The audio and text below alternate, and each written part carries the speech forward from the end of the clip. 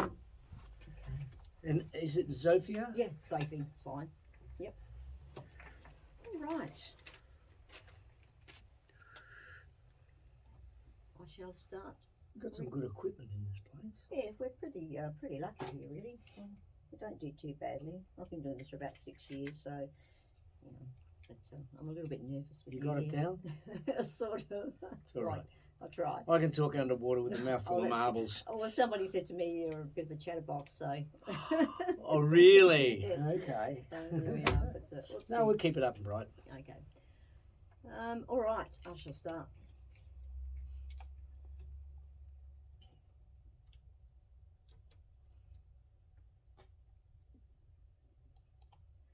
Okay, good afternoon and welcome to PBAFM 89.7.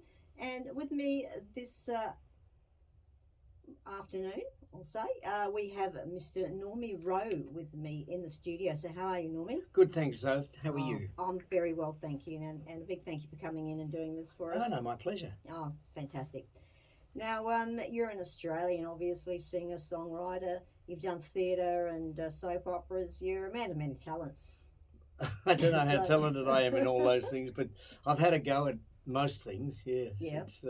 It's been a full life, but yes. I think especially in our area, if you're not creative, you shouldn't be in the game. So just creating yourself or recreating yourself all the time is a really good mission. Yes, yeah. How did you get started in the business? Because you've been in it for, as you say, a very long time. So what got you interested in singing and music? Look, right from when I was a very small kid, Mum and Dad used to take me to these, they were called social evenings, once every month or two. And my sister and my brother came along, of course, with us. They were a bit older than me. And one day I got up on the stage and they had a drummer, a piano player and a sax player. And they were playing what they called modern dance music in those days. Foxtrot, Pride of Erin, the waltzes and all that sort of stuff. Progressive barn dance and all the other things. Yeah. And Mum and Dad were really good dancers. My big brother, he was a good dancer too. And my sister was, the family did all that stuff. And I was too small to make an impression on the dance floor. I think I was only 3 years old. And I got up one day and they said, "Do you know a song?" The band leader said, "Do you know a song?" And I said, "Yes, mister." And I just stood, I got up on the stage and I can remember feeling comfortable. Yeah. And a lot of people feel very uncomfortable. Yes. Yeah. And I came out with this little kid and I sang, "I'm Popeye the Sailor Man." And I sang to Popeye the Sailor Man with that really distorted voice. Yes. And I discovered applause. Oh, okay. And I think it's been the same ever since. But I think right through my life, I think that I've had to earn that applause, and I try to keep putting stuff back in the whole time. During COVID, I learned a lot about digital recording. Yes. I learned a lot about video recording. Yes. And also I did a photographic course. Yep. While I was, and I've always been interested in photography, but photographic course as it pertains to smartphones, because there's so much you can do on those damn things. Because I was going to ask you, technology has changed so much since, I hate to say the olden days, but the old days, I mean, it's changed incredibly. You can do anything now. Well, it's very interesting. I don't think it's better. Don't it? It's certainly not. You notice as we came in here, you've got that box full of vinyl records. Yes. And I'm severely of the opinion that nothing sounds better than music played on a vinyl record. And I think there are a number of different reasons. I won't go into them. They're both technical, and there's a sense.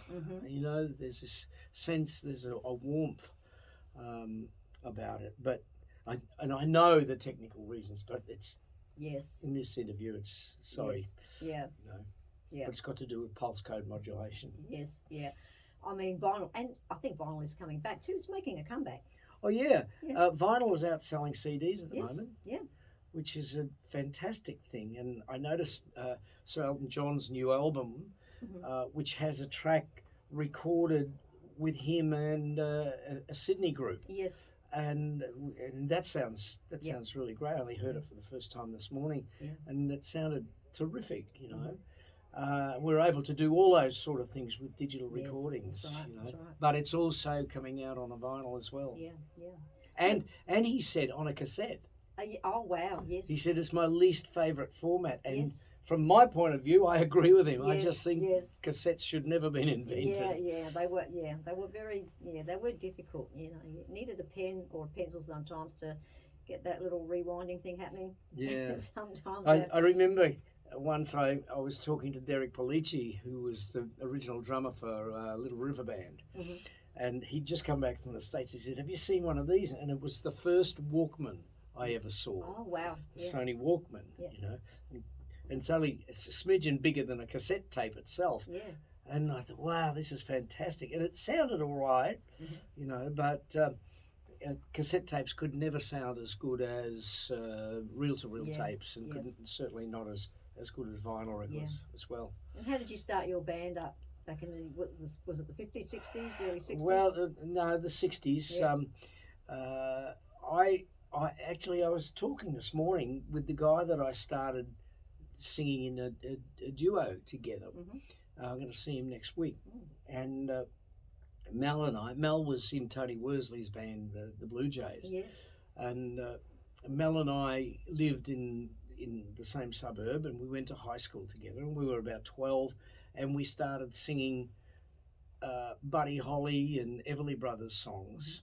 And then he used to go to church youth groups, and they had their own dances, and we ended up playing a few of those dances. And then a few of the other guys from high school got together, and we formed a band, and it all started there. Yeah. Wow. And that band, we played at a Moomba concert, and the DJ from Melbourne, who was big at the time, was Stan Rofe from 3KZ, and Stan asked me if I had aspirations of being a singer, and I said yes, that's all I want to do. And so he took me along to the big dance in Melbourne. It was sort of like the Norwood Town Hall of Melbourne, the Yes. Preston Town Hall. Yes. And I went along there, and I was 13, and I sang with people I'd only heard their records on the radio. Wow.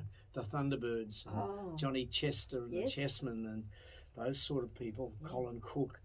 And I couldn't believe I thought I'd died and gone to heaven. Wow. I'd already passed my dreams. Yeah. Wow. So that's how it all began for me. Yeah. Gosh. And you've been very prolific ever since, haven't you?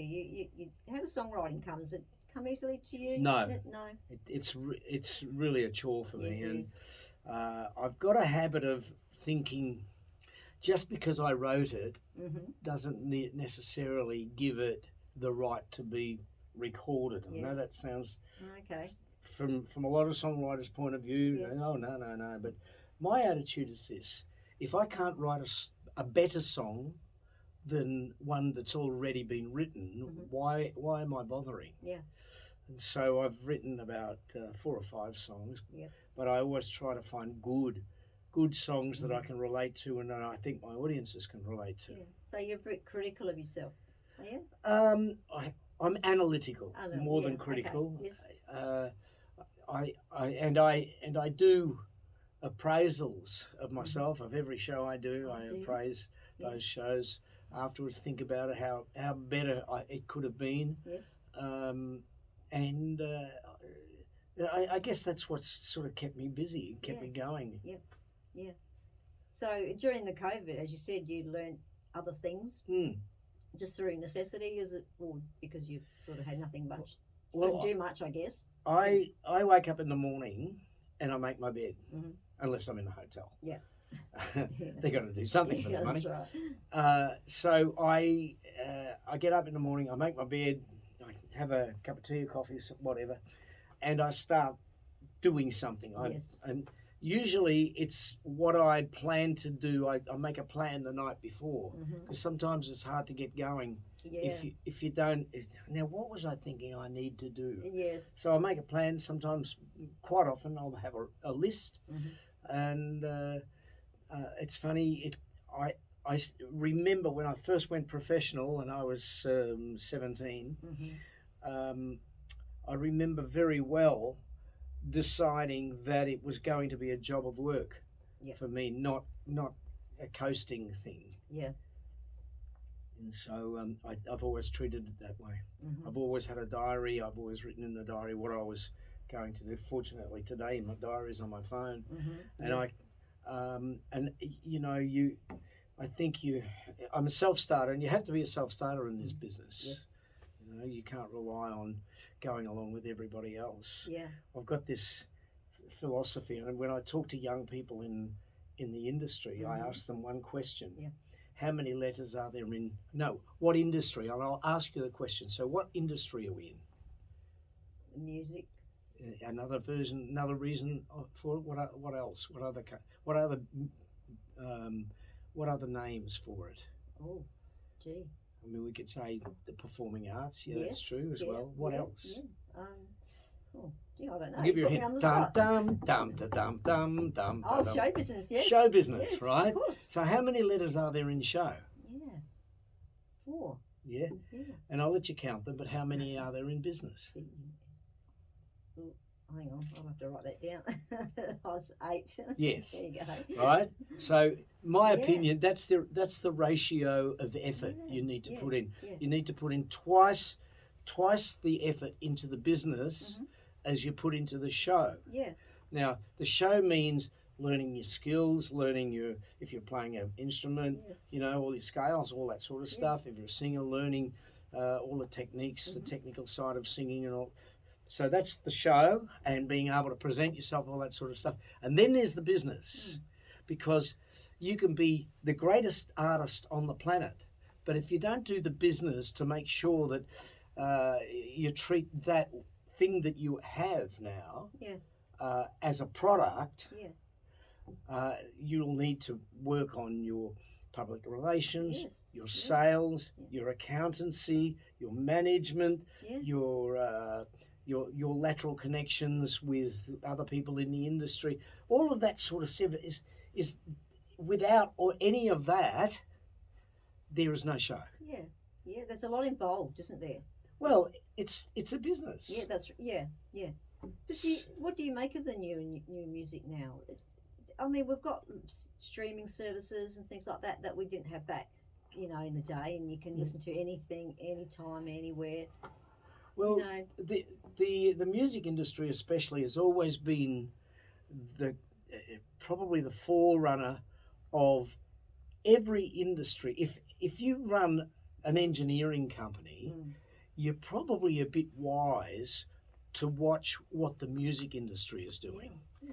If you're running any sort of industry that isn't the music industry, it's a good idea to see what the music industry is, because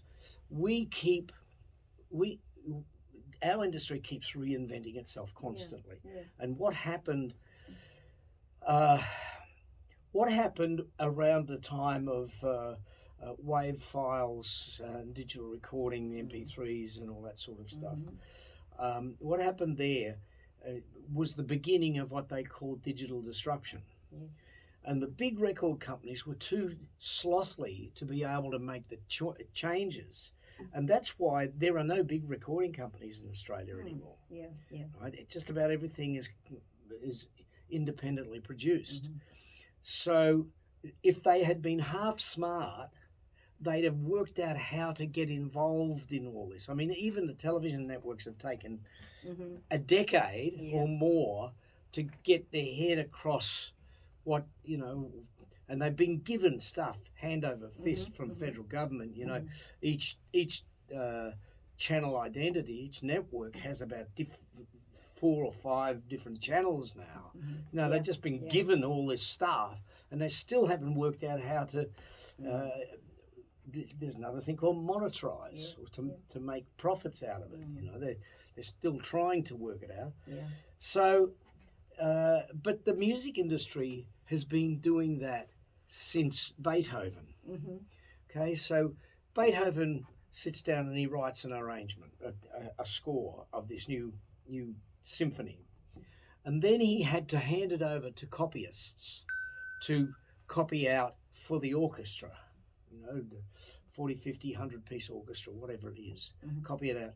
And then and that was perhaps in I don't know, in Germany or somewhere like that. And somebody in Paris said, I just heard that Beethoven symphony. I'd love to hear it at the Paris Conservatorium.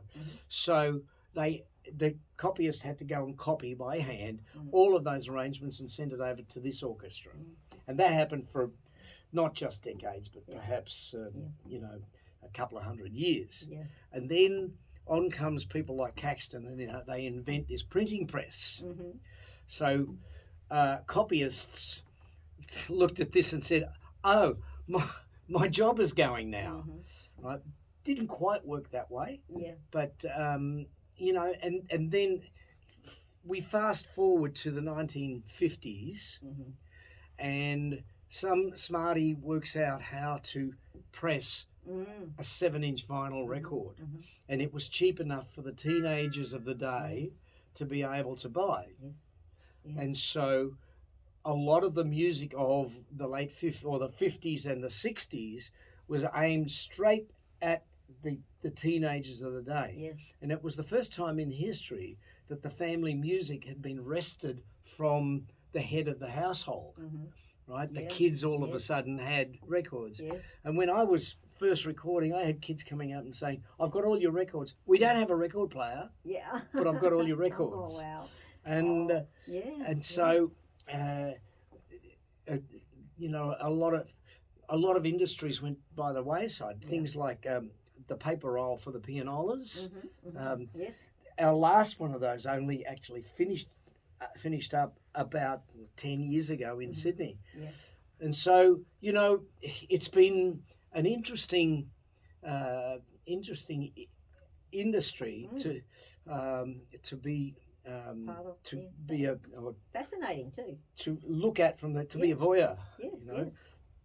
And but the thing is about that those changes, and even down to when it was Napster and everybody was stealing everybody's music and all that sort of thing. It's why I didn't put my music up on the internet at all. It was because of that, and everybody could copy it, and it was so easy to rip it off. In fact, they used to call if you copy a CD, you're ripping the CD, which is ripping it off. Well, that's what they say. That's where it came from. So we still had to find ways of monetizing, and the problem is, of course, nowadays everything is funneled through 3 or 4 outlets. There's the Apple iTunes, Apple Music, and Spotify, and all those things. It's all funneled through these Rhapsody and all that sort of stuff. And I actually don't like it that much because I don't think it does anybody any favors. But they say, well, what else do we do? There's a lot of young people out there trying to make their mark too. There's just so many. And radio stations won't break a new record. They won't get a brand new record that hasn't been played and put it on a reasonable rotation so it gets exposed to the general public. They're too scared because it might not work, and that's time on the air that they could be using for advertising. It's greed. Well, but you're here for a show. Is it tonight? Tonight, at the Bridgeway. The Bridgeway. So what sort of songs are you going to sing? You're going to sing some of the older stuff? Oh, yeah, absolutely. Or the classics? Yeah, I'll be doing Shaking All Over, Que Sera, Ooh La La, It's Not Easy. I love that song. I Who Have Nothing. You know that, I'll just stop you for a sec, but that song, Ooh La La, the first time I heard, well, I've heard it a lot, but I heard it a while back too. And it almost brought a tear to my eye because there's like, when you're singing it, there's like a little break in your voice. I don't know whether it's just what I hear, and it's just because it's so, I don't know, I just can't even think of the word for it. You're singing that song and there's like a little break in your voice, and it's like it's just like you're really you're in the moment. Yeah. And your heart is broken. Well, and I can't. To me, that little break I can't sounds sing a song amazing. that doesn't mean anything. Yeah. You know, it has to be motivated by some part of my emotional engine. My Yeah. drama teacher used to say, you know, you don't just deliver a line, you deliver an emotional concept, if you like. Yeah. And so I still do that. Yeah. And It's quite amazing. often I have people, especially one song I do called "What Have You Done for Australia," and when that is when I finish with that song, quite often it's about being a Vietnam veteran. Yes. And when I finish that song, I have people come up and say, "Oh God, Yeah. I had tears and down my eyes, down my face, you know." And I think my job's done then. Yes. Well, and speaking of being a Vietnam veteran, I actually happened to be watching telly, as I do, the other day, and I was very interested to see the bit about Harry Moffat, because I've been in touch with him, and I'm going to be having a chat to him at a later date Great. about this sort of thing, about Great. what's happening at the moment. Yeah, Rock for R&R. Yes, I saw that on the telly and thought, I'm going to get in touch with this guy because this is something that I really wanted to have a chat, as I said to him about. And he got back to me, and he's quite happy to have a chat. So we'll get on the phone and there are a lot do of that. good people on it. You know, John Swan. That's right. Organised for me to be part of it too. That's and right. I've given them a couple of tracks for my album, Sing in Action. Yeah. And Swanee's doing When the War is Over. Yes. But there are a lot of younger vets who I mean, our stuff is probably bedrock stuff, and they built their stuff on top of more recent things. I think actually Harry's stuff is terrific. Yes. You know. Yeah. But it's called. I'll say it again. It's called Rock for R&R. Yes. The album is released on the 11th of this month, on Remembrance Day. Yes. And we are looking to tour around Australia. The first two concerts, I believe, are going to be in Feb next year in Townsville and Darwin. Yep. COVID willing, of course. Yes, of course. And then we're looking at trying to tour the whole thing. Yeah. And there's a lot of young veterans with their take on their life, either during or before, during, and after their service. You know. Yep. And it's terrific stuff. Yes. It's very very viable and very important to be aired. Yes. So when I hope that anybody who has an opportunity to play it on the radio, whether it's a community station or mainstream radio, I hope they take the chance of being able to play some tracks from the album. Yeah, I'll be definitely looking into that because, as I said, I'll be teeing up a time with him shortly to have a chat about the whole thing. So he's quite happy to do that, and great. It sounds absolutely fantastic. And from what the little snippets that I heard, was really great. And as you say, some great names. And also remember that the rate of attrition of veterans from the Vietnam War hasn't reduced. The same sort of rate of attrition is taking place now that we've got all our young service people back to Australia, and the suicide rate is terrible. Yes. You know. Yes. And it's always been bad. Yes. And it's been going on for 50 years now since we found out that there are psychological problems with serving in the Australian military. That's right. That's right. Somebody is doing something wrong. Yeah. And it's about, we lost 10% of all Vietnam veterans in the first 2 years. Yes. Yeah. And the same rate is taking place with the younger vets. They've lost like 10, 20 times more to suicide than they lost during the last 10 years of Iraq and Afghanistan. Yeah, and it's just something disgraceful. And it's just something that's not really talked about.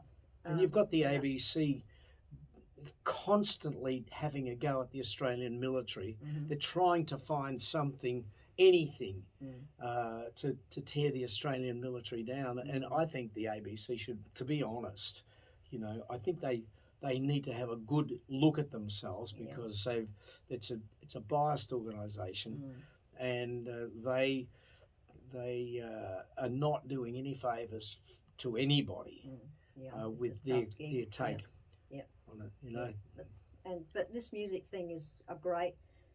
So as I say, I'll be having a chat, and it's going to be fantastic. And I'll be definitely playing some of the music, so it'll be great. But getting back to your show, which is tonight at the Bridgeway, and what time's it start? Well, people should arrive around about 7:30 because masters are going to be on first. Masters apprentices. Yeah, absolutely. They'll be doing all the hits that the various members of that entity had during the 60s, etc. And I'll be quiet. Sorry about that. That's all right. And that was my PR guy to ask me if I'm talking to you. Oh. Pardon me. Yes, so anyway, it gets underway. It'll be a good night anyway, and by the time I get off stage, it's going to be around about 11 o'clock, something like that. Yeah, okay, and you'll be doing all your, as I said before, all your old favourites and that, so it's going to be a great night. Yeah. And, so you're only here for the one show? Yes. Yeah. Unfortunately, I love Adelaide. Come on, Adelaide, book me. I want to come back. Yes, come back, absolutely. Yeah. Because, I mean, it's been a long time coming that we've got people, musicians able to come, now, because I've spoken to quite a few people. It's been a disaster, absolute disaster for our industry. So, yes, it has. So we really need to... look, we've got to live with this thing now. So, and the problem is that the federal state governments, they'll tip in, but it always goes to the esoteric end of the arts, know. Yes. And I always say the more esoteric you become, the fewer people there are to understand what you're doing. Yes.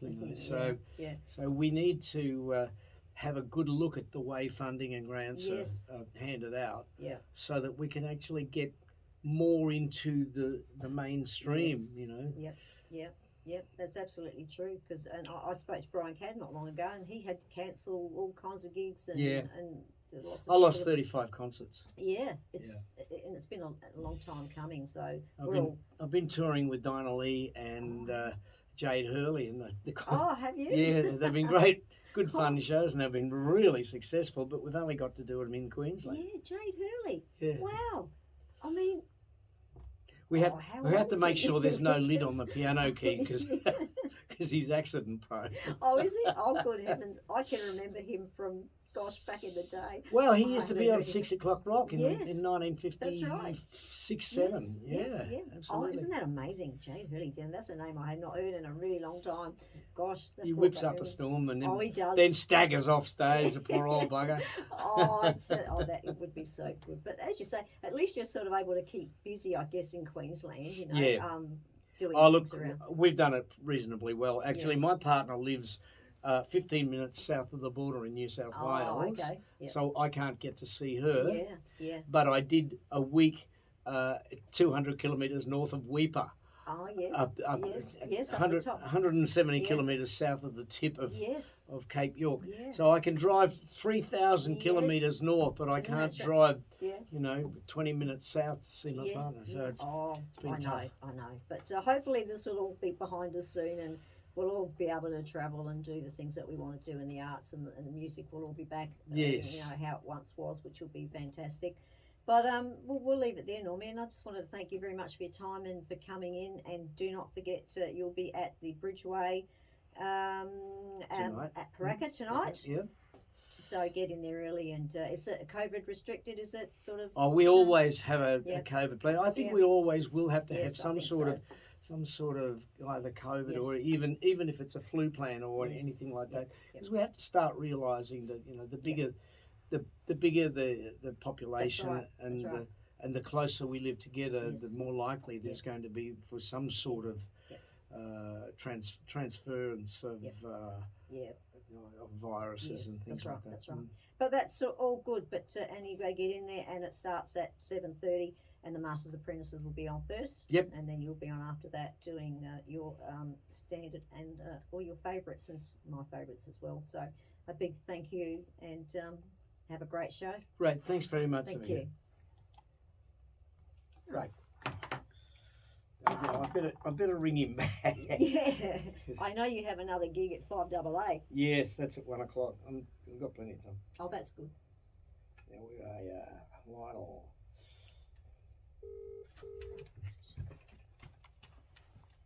Hi, Mr. Dawn. How are you, Mr. Lionel?